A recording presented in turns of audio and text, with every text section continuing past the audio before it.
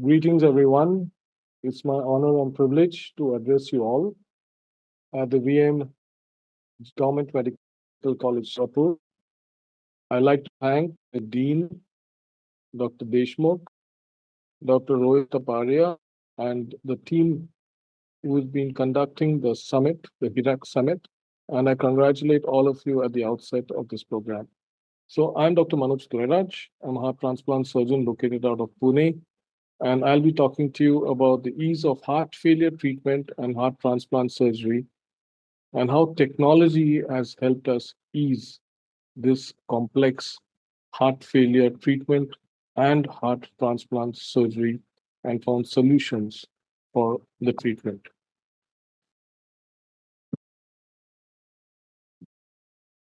We've been fortunate to be elected as the president elect of the Indian Association of Cardiovascular and Thoracic Surgeons. And I said that I'm located out of East Street, Pune camp. And we've established three heart transplant centers in Maharashtra. And also, just to make a point that heart transplant surgery, though expensive, can be subsidized by charitable trusts like ours. And we also help poor patients. And for the same, we've been given Outstanding Citizen of Pune Award. So it's been a pleasurable journey.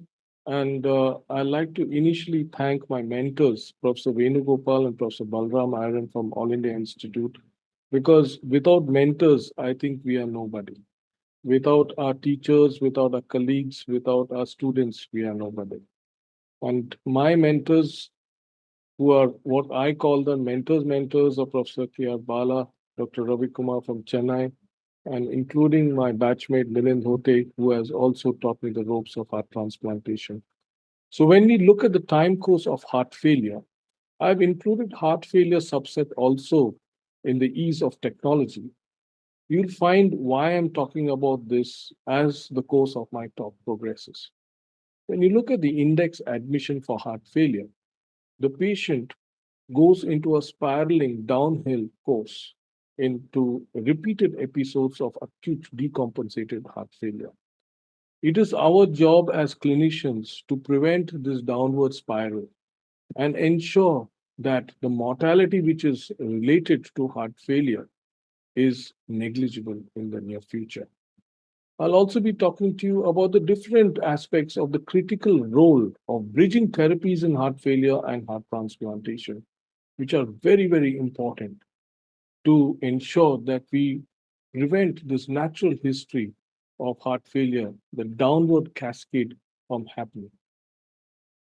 The 1 year mortality for heart failure after the index admission if the patient is not treated is 22%. And if you look at the 3 year mortality, it ranges anywhere to up to 40.8%. And this is from our own Trivandrum Heart Failure Registry. So I wrote a textbook chapter on heart failure, the expanding clinical therapeutic options. This is for the Indian College of Physicians. And I was given the topic of heart transplant options in heart failure, identifying the right patient at the right time. So there is a golden window when you can refer patients for heart failure, and there is a golden window of opportunity before the patient gets into irreversible end organ damage, whether it's be the neurological or renal or liver cirrhosis, all related to end stage heart failure. So it is our job to prevent these patients from getting into this frequent flyer mode of getting out of hospital, getting into hospital, getting out of hospital, getting into hospital because of the heart failure. So, what I thought I'll talk to you about is to understand how we can ensure that the patients don't come to us for heart failure admissions. So, that is what the first part of the talk is. The second part will be the mechanical circulatory support systems, which have evolved with technology and are helping us in finding solutions to heart failure surgery, that is, transplant, and other options. The evolving concepts in hemodynamic monitoring are very important. So there are a lot of implantable devices which will help us to predict that the patient is going into congestive heart failure. See, before a patient gets admitted to a hospital for heart failure, 1 month before itself, the patient is hemodynamically stable. But these LVs are poorly functioning. There's a left ventricular systolic dysfunction, as a result of which the left ventricular end diastolic pressure rises, the left atrial pressure rises, the pulmonary artery pressure rises over a period of time. And this happens slowly, minus 30 days, minus 20 days. There is autonomic adaptation, the intrathoracic impedance changes, there is a pre-symptomatic congestion, after which there is a weight change. The patient starts accumulating fluid. So there is an increase in the weight of the patient. The patient then becomes symptomatic, gets into acute decompensated heart failure, and then the admission takes place. So there are multiple devices in the market which can actually help us to understand and get the patient at an earlier stage. And that is why technology is important in heart failure. So what I'll come to is something new. This is implantable hemodynamic monitoring devices where you can implant the device in the heart. They are percutaneous devices like small pacemakers, like matchbox devices, which are implantable. And then they have remote sensing. So you can have wireless technology to understand that either the left ventricular pressure is increasing, the left atrial pressure is increasing, or the pulmonary artery pressure is increasing. And hence, you can prevent the heart failure admission. So, this is a chronicle implantable hemodynamic monitoring device and is the first implantable hemodynamic device which consists of a pulmonary artery balloon tip catheter, and it's connected to an ambulatory recorder that the patient carries up to 24 hours. And a little bit better, device was something like a heart pod. The heart pod was a standalone left atrial pressure monitor, wherein the lead is directly implanted into the left atrium via a transseptal approach. And this is how the device looks. It is basically like a small pacemaker, and the lead which is there gets through the septum and into the intraatrial septum and gets into the left atrium and measures the left atrial pressure. So once the left ventricular end diastolic pressure increases, left atrial pressure increases, we can catch these patients much, much earlier in their clinical pathway. This is a CardioMEMS heart sensor, which is a FDA approved measurement system. And this one, I'll just show you a small video. This basically is implanted directly into the distal pulmonary artery, mostly into the left pulmonary artery, and that sends wireless, messages to a device, and we can, in real time, check the pressure changes which is happening in the left heart. So the pulmonary artery basically pressures, when we monitor them directly by an invasive route through a Swan-Ganz catheter in the ICU. So the Swan-Ganz catheter is a catheter which goes through the neck into the right atrium, right ventricle, and then into the pulmonary artery. This device basically bypasses that. It directly implanted into the pulmonary artery, and it can measure the changes which are happening in the left atrium and the left ventricle. So I'll just show you a video of Procedure this. is straightforward. A catheter is placed in the pulmonary artery to determine baseline hemodynamics and, along with a selective angiogram, to confirm the target implant vessel. The sensor delivery system is advanced over a guide wire to the identified target implant site. Once in position, the sensor is released from the delivery tool and its nitinol loops expand to stabilize it in the vessel. On average, the sensor occupies approximately 10% of the lumen and endothelializes within 3 months of implant. The CardioMEMS PA sensor is calibrated during manufacturing. During the implant procedure, the sensor and PA catheter mean pressures are matched. After the implant procedure, the sensor provides accurate PA pressure measurements and is unlikely to require future adjustments. So this is how technology can help us for implantable devices. The other thing is predicting whether the patient with heart failure will have a hypotension. So there is a device which is manufactured from Edwards called Hemosphere. This basically has artificial intelligence and big data analysis, and it has algorithms which can predict an hypotension. So episode of hypotension. So it's called a hypotension predictive index. So this device is very, very crucial. And this hypotension prediction index was basically described by Hatib et al. And it was the first to describe a development of an algorithm to predict an upcoming hypotensive episode, which is basically a mean arterial pressure of less than 65. And this algorithm has been incorporated into this newer hemodynamic monitoring devices.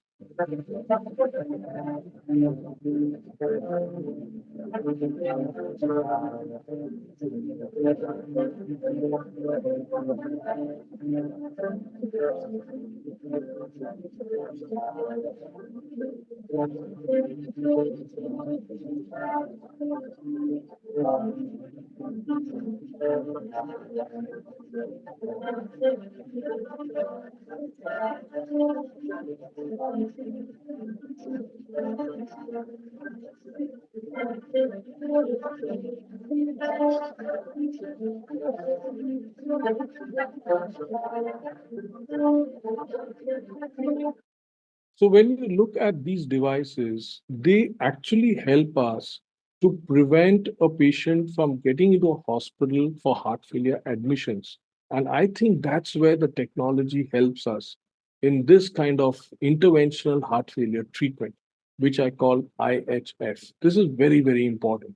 It's not necessary that, okay, we are just getting into end stage heart failure, heart transplant, mechanical circulatory devices. I have gone a step earlier than that to just give you a vista on where we stand at this day and age. There's also something called a cardiac resynchronization therapy, which is one step before a heart transplant. Now, these are some of the patients I have operated for heart transplant. So many of these patients come with severe biventricular dysfunction. You'll find that the LV function is just 10 to 15%. Now, this patient has a dilated cardiomyopathy. There's a normal cardiac MRI on the left side. On the right side, you have the picture of LV 10%. This is a pediatric patient, and she had a dilated cardiomyopathy. And then this patient had an PTC, an angioplasty to the LAD and circumflex, scarred myocardium, and you'll find the scar here with an LV apical aneurysm with an LA clot. Now, when you have such patients in the subset, you also have some patients with congenital heart disease where we have operated AV canal defect when the patient was 4 years old, but then over a period of time, the patient required a mitral valve replacement, an ASD device closure, and then a complete heart block PPI. So by the time he was around 43, 44 years of age, he came to us for a heart transplant with diminished LV function. So these are the subset of patients which we are operating on. And some of these patients, just before you get them for heart transplant, there is a chance that they could have something called a CRT. So this is a different subsets of patients like restrictive cardiomyopathy, which we see, and very difficult subset of patients with bovine hearts, with pericardium, adherent, and you find pediatric age group, this 12-year-old girl, and she's still coming for follow-up almost 6 to 7 years post-op. So when you have such patients who are very, very sick, sometimes you need a mechanical circulatory system which uses technology to prevent them and so to delay the heart transplant. So there is some therapies like cardiac resynchronization therapy. And dysynchrony basically means that there's an impaired mechanical coordination due to the impaired electrical activation of the heart muscle. I've kept this talk a little basic so that you all will understand what we are discussing. Electrical dyssynchrony basically is identified by a prolonged QRS duration on the ECG, and hence there is the conduction delay is there with the right ventricular burden. So the types of dyssynchrony are different, like mechanical and electrical. And basically, the cardiac resynchronization therapy is a treatment for heart failure. And it's basically done for patients with heart function of 30% and below, that is reduced heart failure with reduced ejection fraction. And it's the last device option to treat heart failure before we put a left ventricular assist device or a heart transplant. So it also has a defibrillator also attached. See the technology packed in a small sort of matchbox size box. So what happens is it increases the heart function by actually improving the electrical synchrony of the heart. And that is what we call a CRTP, which it can be combined with a combo device which has a defibrillator. In case the patient has a ventricular tachycardia, it can actually give an electrical shock and defibrillate the heart. So this is what I was telling you about. So it has got three leads.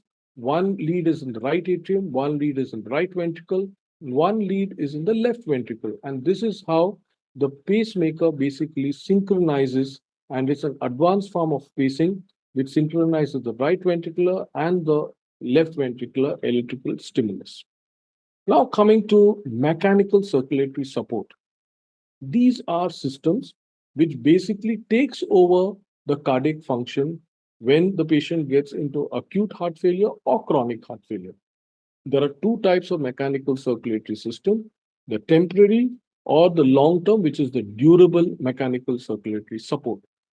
We all should understand what are the indications for this. I will come to it a little later. What is this mechanical circulatory support and how large amount of, the technology has helped us in developing these kind of machinery to help the heart or the lung which is failing to overcome that kind of uh, impact.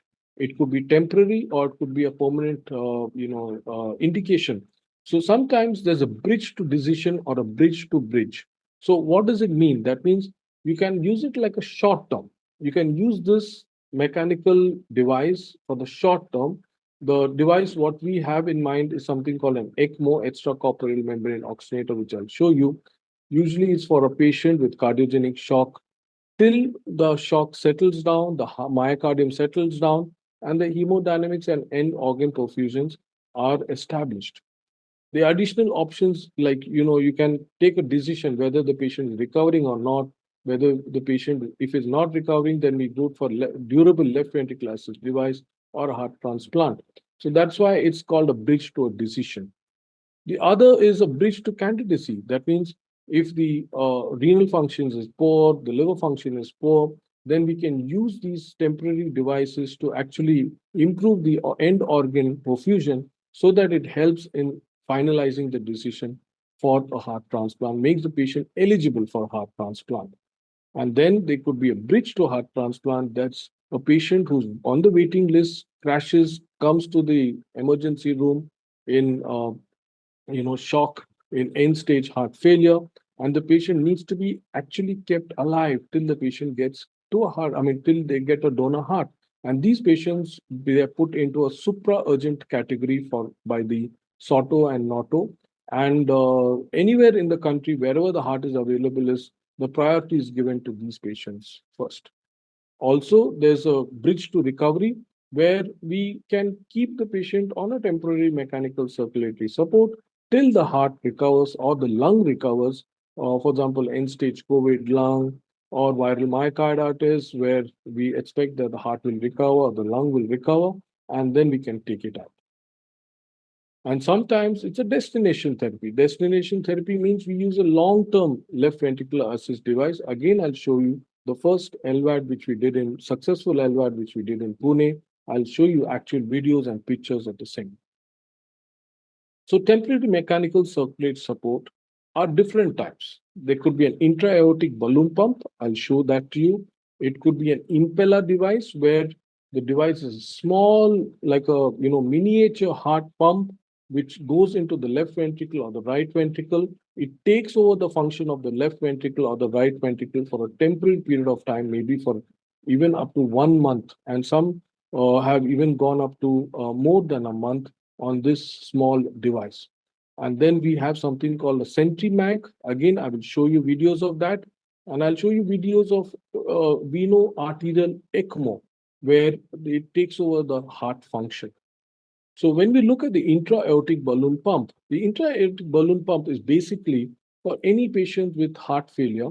We regularly use it in routine heart surgery to keep the patient going when they have post bypass dysfunction, or had an angioplasty with heart dysfunction, left ventricular dysfunction.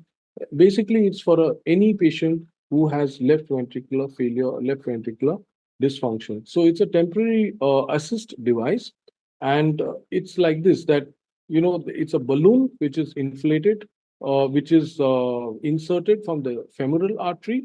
There are some centers which, including ours, where we use it from the axillary artery, also using a small tube graft, and this balloon catheters inserted into the descending aorta.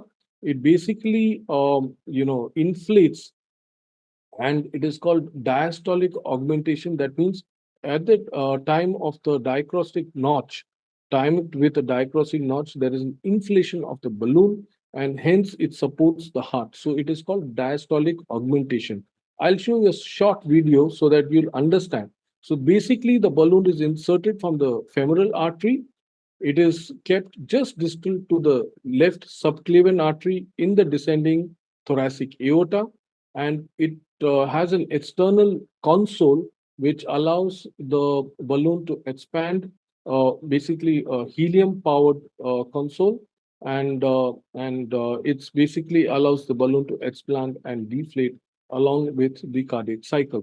So I'll just show you a short video View of of the the same. infarcted left ventricle, viewed from the patient's left side. The balloon pump is typically inserted via the left or right femoral artery in the groin, and then advanced into the upper aorta and positioned such that the end of the balloon is a couple of centimeters away from the origin of the left subclavian artery in the aortic arch. The balloon is capable of being inflated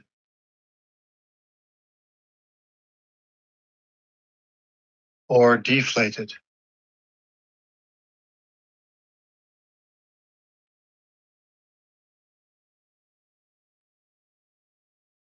During systole, the balloon is deflated. This creates suction within the aortic root, which draws blood into the aorta, increasing cardiac output and reducing the workload of the left ventricle.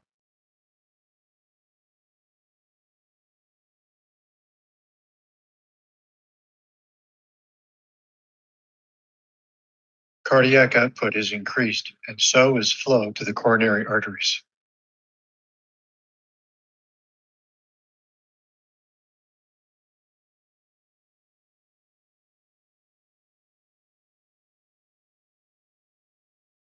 During diastole, the balloon is inflated. This creates positive pressure within the aorta, pushing blood back towards the left ventricle.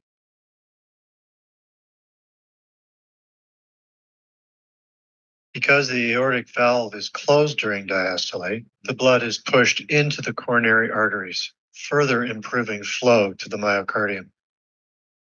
So that's how the intra-aortic balloon works, and the indications are acute myocardial infarction, cardiogenic shock, acute mitral regurgitation, and VSD, and refractory left ventricular failure.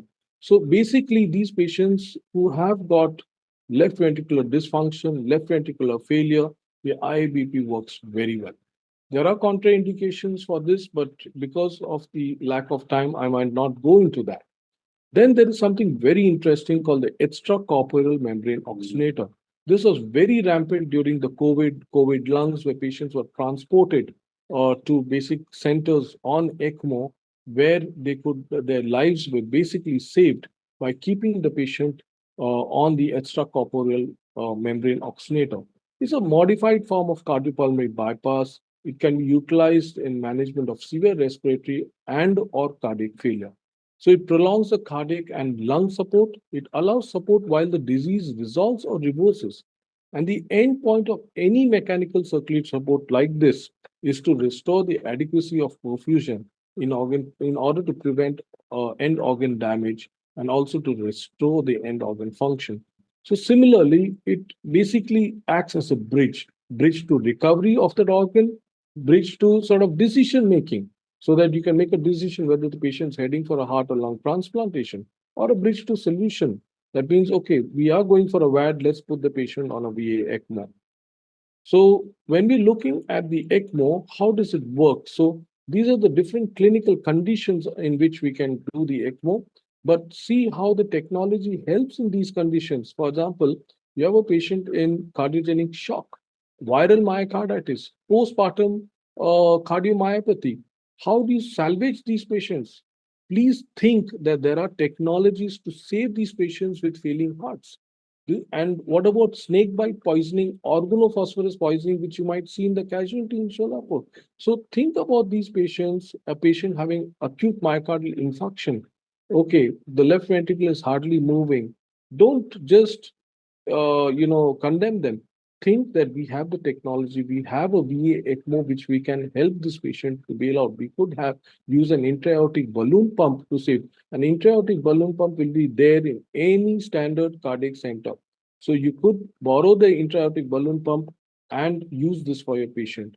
ECMO, of course, it needs specialized teams to insert it, but that's also a possibility. Patient who has had a cardiac arrest and maybe in the bus stand or in the train station or anywhere, we have sent ECMO teams to do eCPR. That means the patient has been placed on a VA ECMO, resuscitated, brought to the ICU, and we have made those patients survive again. So there are different forms where this technology can help us in cardiogenic shock or lung failure. So VV ECMO, that is a veno-venous ECMO, how does it work? So the blood is basically taken, the inflow is from the femoral vein, and then it goes through a centrifugal pump. Again, how the technology is, it same works like a water pump. The centrifugal pump which drives the blood, the deoxygenated blood through the oxygenator, and then the oxygenated blood goes back into the internal jugular vein again through a cannula, and that is how it bypasses the lung by oxygenating the blood.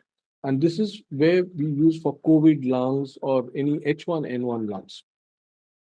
For a VA ECMO, that means a veno-arterial ECMO, this is used for basically cardiogenic shock or pump failure. The cardiac pump failure. Basically, it's a femoral vein, again, which is an inflow, goes through the centrifugal pump and oxygenator, then oxygenated blood goes through the femoral artery. So this is the circuit for the extracorporeal membrane oxygenator.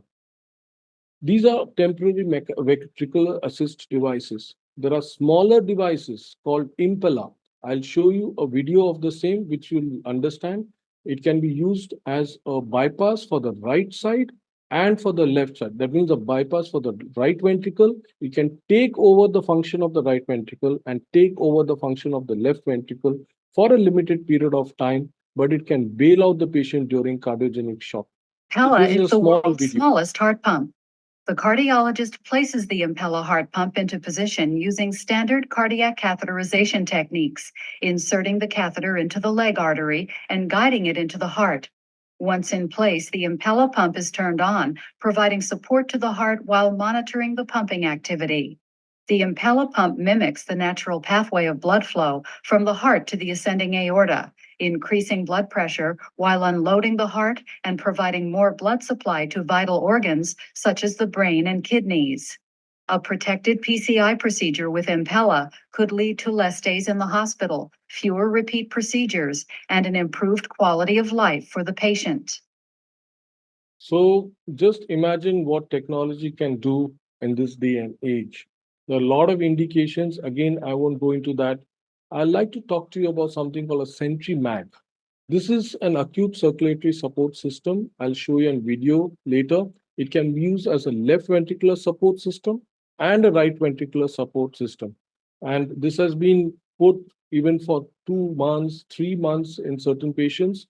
And it really, really helps us bail out the patient with cardiogenic shock. And we have used this regularly. how does it work? So we have the inflow which comes in from the left ventricle. Okay, it basically bypasses the left ventricle or the right ventricle. It takes over the function, but it is more invasive than ECMO in terms of you need to cannulate the left ventricle, and then there's an inflow into the left ventricular apex. It goes through the centrifugal machine here, and that is the centrimag machine. Then this is the oxygenator. It goes back into the axillary artery. So this is how the system works basically, and it it bypasses the left side of the heart. So in ECMO, you must have seen it comes from the venous and goes into the femoral artery, femoral venous to femoral artery. Here, it goes from the left ventricle. So it takes away the load from the left ventricle. And here you find the cannula in the axillary artery. So that's basically equivalent to the aorta. So it bypasses the left ventricle. So this is the difference between what you saw VA ECMO and a Centrimag. It's a little different technology. So here you don't get confused with the cannula. Just follow what I'm saying. So if you want to bypass the right ventricle, what we do is, so this is the right atrium. We insert a cannula into the right atrium, take away the blood from the right atrium, and the blood inflow is into the pulmonary artery. So from the right atrium to the pulmonary artery, the right ventricle is bypassed. If you want to bypass the left ventricle, we insert a cannula. This is when we do a sternotomy. We insert, that one was the previous one was when you don't want to, go. You can do a minimal invasive technique for this one, so you don't have to do a sternotomy. This is through a full sternotomy, and here the inflow is from the left atrium, and then this cannula goes into the ascending aorta. So this is how the system works. So I'm showing a real-time image of that in the center, so that you don't get confused. And this is how it is. It's these can be done from outside through a minimal invasive route or through a sternotomy route. And this is how we normally cannulate. So this is the insertion of the left atrial cannula. The reason why I'm showing you these pictures is that the centrifugal pump or the machine on which the Centrimag works is basically on magnetic levitation technology.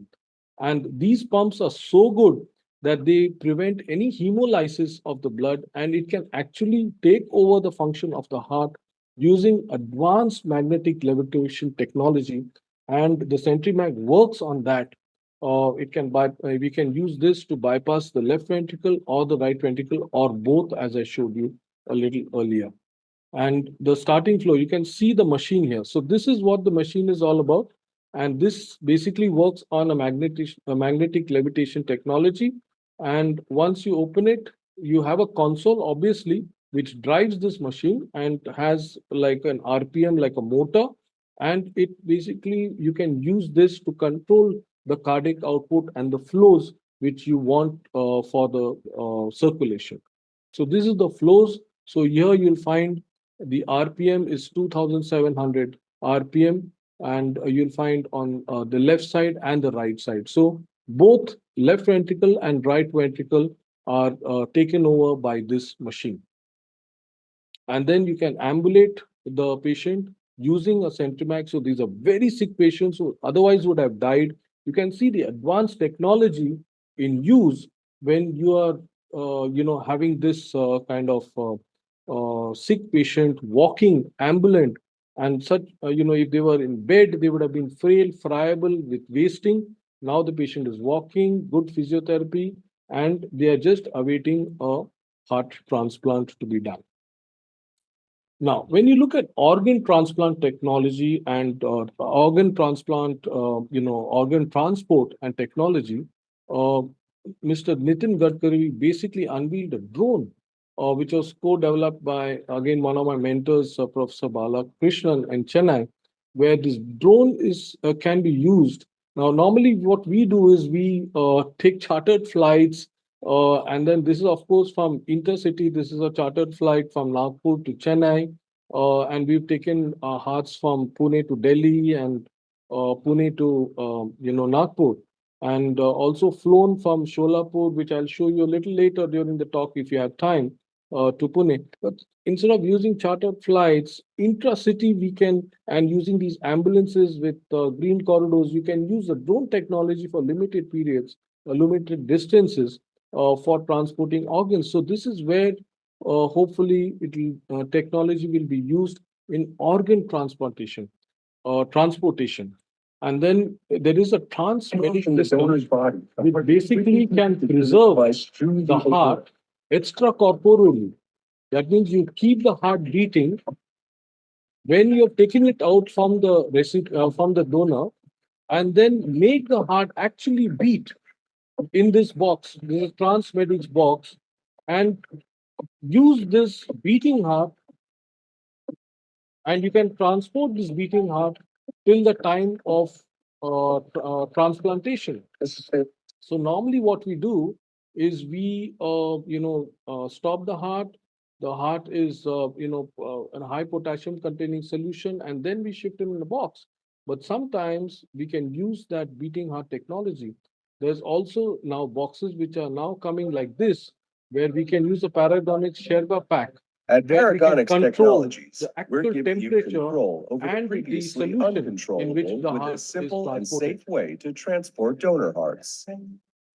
Introducing the Paragonix Sherpa Pack Cardiac Transport System, an FDA-cleared cold storage device intended to standardize and control donor heart preservation and transport.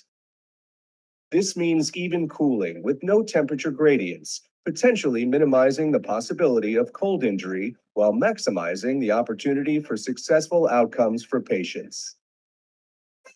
And with a leak-proof nesting system, we've eliminated the possibility that the donor heart will come in contact with any surfaces, protecting it from physical damage. So this is where certain technologies can really help us, maybe like drones or Shaper things, where we can preserve the organs in such a way that they're pristine when they're transplanted. Otherwise, we are depending on ischemic time, cold ischemic time. We are rushing for time before we can transplant the patient organ. So this will help us to actually keep the organ for a longer period of time, go for longer distances. Now I'll come to something what we have done in Pune, a durable mechanical circulatory support. That means it's a permanent solution. Instead of a heart transplant, we can actually replace the left ventricle with a ventricular assist device. I'll just show you some pictures of this. This is the machine, which basically what we call a ventricular assist device, which sits inside the left ventricle, and then it sucks out the blood from the left ventricle, and there is a console which drives, inside this machine, which drives the blood into the aorta. So basically it is like a left ventricular assist device, and it's a durable mechanical circulatory support. So this is what we've done in the city of Pune, and I'd like to share some images of this. So this is like the left ventricle is hardly moving here. We need to do a lot of judgment call on how to sort of, condition this patient, select this patient. So there is certain videos. I'll just run through the videos, and I'll show you a few of the last videos which may be representative of what we are doing. So we are just discussing and deciding where we are going to make the puncture on the left ventricle, where my index finger is where the hole is going to be in the left ventricle. So this is from the head end of the patient. And then, so I'm not saying about technology, but you might have used Foley's catheter for urinary catheterization. You must have seen that, but so look at the applicability of a Foley's catheter for for open heart surgery. So what we do is we have a stab knife in the left ventricle. Yeah, this is to prevent the excess blood from coming out. And then what we do after that is we pour out that, make a big hole in the left ventricle. You can see the hole on the left side of the screen. And once that is done, we sew a sewing ring on the left ventricular apex. Yeah, you can see the cuff. This is the left ventricular apex. And then we put a tube onto that, on which I'll slowly the technology will unfold in front of you. So we're just stitching this tube through the left ventricle, and this is the device which is being primed And we are putting it so that there is no airlock in this. This is the actual device which will be put inside the pericardial cavity. It will take over the function of the left ventricle. And this is the device being sewn in through the left ventricular apex. Right angle. And I think you are the first few people who are seeing this images. We have not shared them much to many people.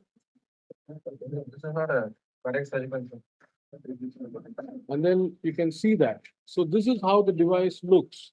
So the left ventricle is, this is the right ventricle. The left ventricle is behind there. And this is the drive line, which basically controls this device. And we need to make a cavity in the abdomen also for the same. So this is how technology can help us to create. You can see that so many people around, and you can see again, you'll see the RPM very soon. So this is the pump flow, is completely taken over the pump speed, which is regulated. And this patient is basically surviving on a battery. So he has an external battery console which powers the machine, which powers the machine which is inside the it has taken over the function of the left ventricle. And we can see that the left ventricle has really, the right ventricle has collapsed, the tricuspid valve is coapting, and this is the patient, the overseas patient is just 22 years old, waiting for a transplant, but we could not get a Indian heart, so we opted that we'll give him a durable left ventricular assist device. So this is how it looks. So this is a device, left ventricle, the device which is kept there near the abdominal cavity, and then it goes into the ascending aorta. So it has a connector, and then there's a drive line, and it's connected to external battery console. So this is my professors explaining the device to him. You can see the X-ray. Maybe hopefully we'll zoom in. Yeah. So this is how the device looks on an X-ray. Yeah. And that's the patient just maybe a week after, and then this is 10 days afterwards. He's on a treadmill already. And this patient basically was just lying down in bed doing nothing. So now, after a few, this was the first successful left ventricular assist device. Like we did the first heart transplant in Pune, this was the first successful left LVAD. And you can see this 2 years after surgery, the patient is actually going for a mountaineering trip, and he's back home in Yemen. So total artificial heart, I would like to leave you with a few things here. Now, this is something totally different. Here we take out the left ventricle, take out the right ventricle, take out the mitral valve, take out the tricuspid valve, and then you replace the heart with a machine. So this is basically total artificial heart. And this is called TAH. I like to thank Mr. Mohandas from Simcardia for sharing these images. It has not been done in India yet, but then the device is available. It costs around 3 to 4 crores. So obviously it's very expensive. And this is how the technology works in actually replacing the heart. So basically you have two tubes in the ascending aorta, and the pulmonary artery, and we have these consoles which are there, and this takes over like this is the right ventricle and this is the left ventricle, the neo device which is there. So I'll just rush through this so that you'll find that the even the valves have been reconstructed, and the device has got artificial valves also, like the mitral and tricuspid valve, and this is how it looks inside. So the pericardium, where there was a heart, has been replaced by this technology. So this is the right ventricle where it goes into the pulmonary artery, and this is the left ventricle which goes into the aorta. WhatsApp communication. We think WhatsApp is just for chatting. For us, it's very important when we're doing a transplant. So when we, like, I'll just show you the first heart transplant which we did in Pune. So you have this, we go to remote. We have come to Solapur now, to Ashwini Medical College. And then this is on the 5th of March 2017. We need to keep the WhatsApp communication very, very clear on what time the heart is getting retrieved. So here we're accessing the heart, we are seeing the heart, we are communicating real time with our counterparts who are there in Pune and telling them, boss, the heart is okay, we are going to take the heart. And this is the first heart transplant which we did. This is actually in Ashwini Medical College. we are, One second. Okay, we are communicating on WhatsApp because sometimes the phones are not working. We need to communicate real time. And here you'll find that the heart is stopping. This is where the ischemic time starts. We don't have Sherpa, we don't have transmedics. So we have to put this in ice box and shift the patient. So shift the heart. So the heart stops using a high potassium solution. This is a 14-year-old boy who donated the heart from actually Medical College Solapur, and the patient, recipient is still surviving. So we have a limited time period of 3 hours. This is where the green corridor is there. I'm not sure how many of you have even visited Solapur Airport, but then this is a green corridor which is getting into Solapur Airport. So we have to be communicating all the time so that the air traffic is, connected to us. They know what we are doing. The aircraft guy knows what we're doing, so that we are able to time this precision procedure very, very quickly. Fortunately, this was a Sunday in Solapur, and we could cover the distance very early. I'll just take a few minutes more because this is quite a historic time for Solapur as well as Pune.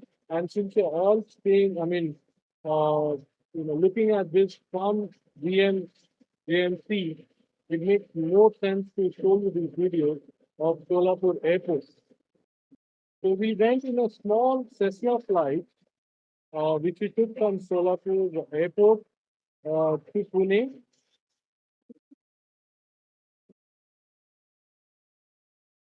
Now, when we reached here, there was no connectivity by the mobile phone, so we had to use WhatsApp to tell our people that okay, we have boarded the flight and it's going to take so much time. I thought initially it's going to be a jet, so it will take around 20 minutes, but it was a Cessna, it's a propeller aircraft. It took us 1 hour 20 minutes, but it's better than the 4 hour trip. So I'll show you the real-time images of our flight, and it was, going so slow. So low that we could actually communicate by WhatsApp. And we landed in Pune airport. Luckily, it was a Sunday, and you'll find. See again, how does technology help? You see that the air traffic control is telling these commercial aircraft that they need to wait till the donor heart reaches. So we are traveling in a small aircraft, but with a precious cargo, and it is given the priority. And there are 3 or 4 flights hovering around which are not allowed to land till the small Cessna flight lands. And then, even during these green corridors, when are we reaching the airport? When are we going to come to the hospital? It helps us in communication. So we have taken chartered flight from Pune to Nagpur through commercial flight also. So this is an Indigo flight. And trust me, sometimes the mobile doesn't work. We have to use the WhatsApp calls for these flights. So we have done a lot of organ transplantation in different parts of the country. I've taken organs everywhere, and trust me, WhatsApp also helps quite a bit. So this is what we do, and this is some results of our patients. I'll just show you a few pictures. The final result is when you find, heart beating like this, which is normal, and you must have seen the cardiac MRI images of the heart not beating, not working at all, severe LV dysfunction, and this heart after transplantation, you find a normal left ventricle, right ventricle with good hemodynamics. That is a success story after 36, 48 hours of ordeal. So what we are looking for in the future is maybe replacing this box, replacing these flights, maybe with drone technology, maybe with autonomous technology where we don't have to go anywhere. We can just put it into a box. The drone will fly the organ wherever we want, and then give beautiful results like this to our patients. So these are our patients who are, by God's grace, surviving from 2017 onwards since we started the program. Very sick patients, but now they are trekking, they are mountain climbing, and this is a patient when I was a student in All India Institute was operated. Now I met her in December in the transplant game where she won the badminton championship, and this 22 years going. Special thanks to this boy and his family from Solapur. I want to commend this farmer. He donated the son's heart and liver and multiple organs. And here you can see the same Cessna flight. You can see the images. This was actually reported in Solapur just the day after our transplantation. And this is in your medical college. We had Medical Research Society had felicitated this the father of the boy, and that's me. And he was so happy. That's a liver transplant surgeon. So we were so happy to meet him. Normally, it's not done that way, but these are the images from Sholapur. So I thought I'll share it with you. Hats off to all of you there, and I thank you from the bottom of my heart for making the first heart transplant in Pune possible. And this is all at the airport. Once we took off, these 120 odd people who were behind the scenes were there taking pictures there. So many organ donors have helped us, and somebody like Ganesh Kanwe, which is a farmer, who's a farmer from Big One, we are helping him actually lead a normal life by supporting his heart transplant medication, and you can see the results. And he's doing so well now. And this is Ganesh Kale, maybe 6 years post surgery, and he has won the transplant games for swimming as well as running 200 centimeters, 200 meters. You can see Ganesh there. And these are results of what technology and transplantation and heart failure management can do to us. We also rely on our patients who actually inspire us, and we rely on people like you who call us and motivate us to give talks. Thank you very much to all of you and for a patient hearing. And I hope we can give a few more talks in the future. And I leave you a few videos of the LVAD.